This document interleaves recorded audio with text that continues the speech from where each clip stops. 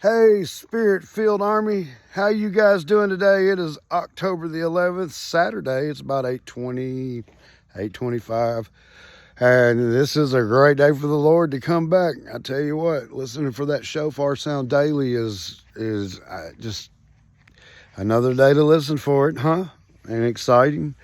You know, strangely, this morning I woke up because I kept hearing my name called twice, and I just went on and got up. My legs were hurting, but I guess I was in and out of sleep. I just kept hearing, "Hey, Jason, get," I'd wake up, but I don't know what that was all about. But I'm excited, and you should be excited. That excitement is your oil, ladies and gentlemen. The Lord picks when He comes back. We know it soon. You know, I'm not going to go into how the outpouring is real and all the things that are happening. You can see it. We're watching it all over YouTube and the internet, and uh, you know, it's real. And I know the Exodus was a process. Moses walked in there and he didn't get what he wanted the first day, did he? In fact, I don't think they actually left the Exodus until about 30 something days later, because every time that a plague would come, it said God would soften Pharaoh's heart. And then as soon as Moses walked out the door, God hardened it. So we know God softens or hardens your heart. Who does that? God. So if He doesn't want you to see something, He'll harden it. And if He wants you to give into it, He'll soften it. But He controls the heart. Not until you come to realize that. I've heard people saying, "Oh, this must be Satan's great deception." Know that God, it doesn't say Satan sends the deception at all. It says God sends the deception. So if you're being deceived, think about it. Satan doesn't have any power. Not even a little bit. I've heard people, I used to ask people, "Oh, what?" That's how I test them, How much power do you think Satan? "Oh, he has principalities and all this stuff. He's got just named off all." And I was like, he has no power. It's just like that moon up there. That moon has no light of its own. For even that comes from God, doesn't it? It comes from the sun. So Jesus also went to hell and came up out of Hades with the keys to death and Hades. It says that in the New Testament. So when you want to say, who controls death? Jesus controls death. Who goes to hell? Jesus controls that, not Satan. Guys, it's until you realize that God is in control. There is no other. There's only one. Saying that there's two things going on here, that's two gods. Saying that there's a war between the two in your mind, that's two gods. We only need one. He's in control.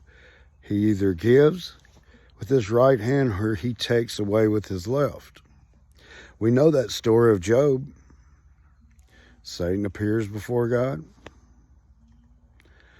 And God says, "You can't make my son Job crack." Crack from what? You can't make him, you're not going to get him.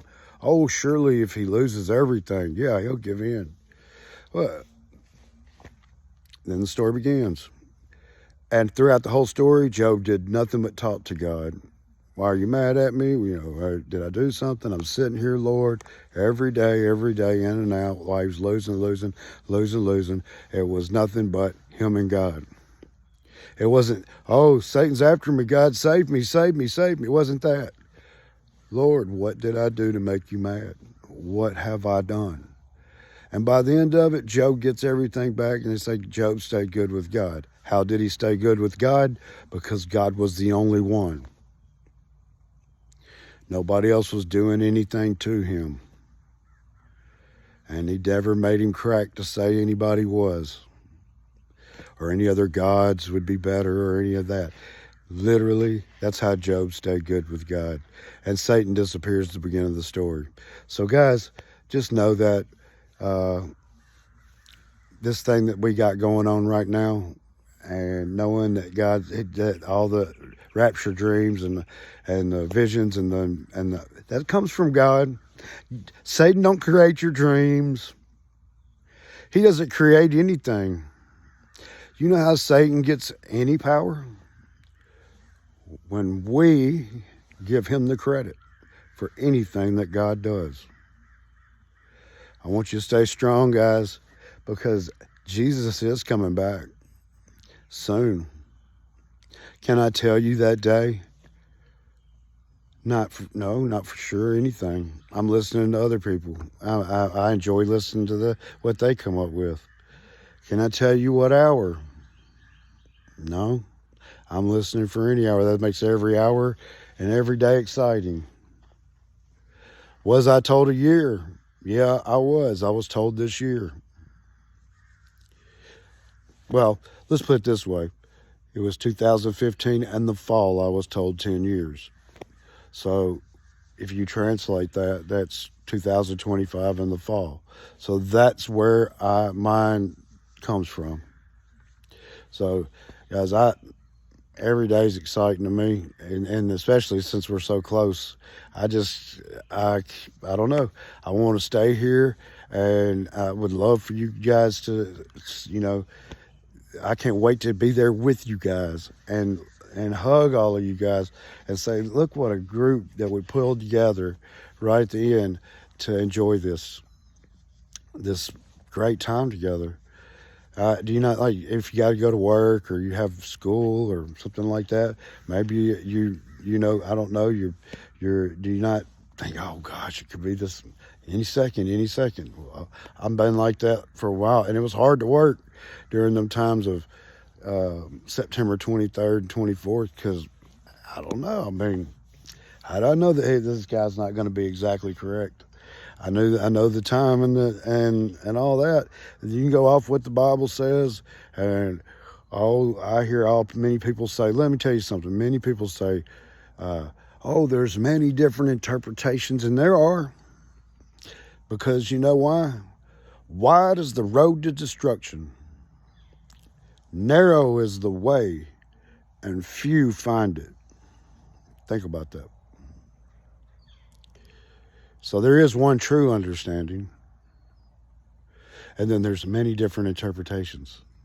But anyway, I love you guys, and stay excited and stay fired up for the Lord, because he could return any moment. My chickens are no longer roaming free, guys. They don't like to stay home and lay their eggs at home, so now they're in chicken Alcatraz.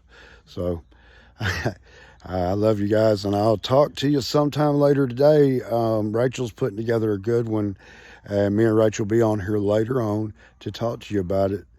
She'll do more talking than I do for a chance, huh? But anyway, I love you guys, and I'll talk to you later.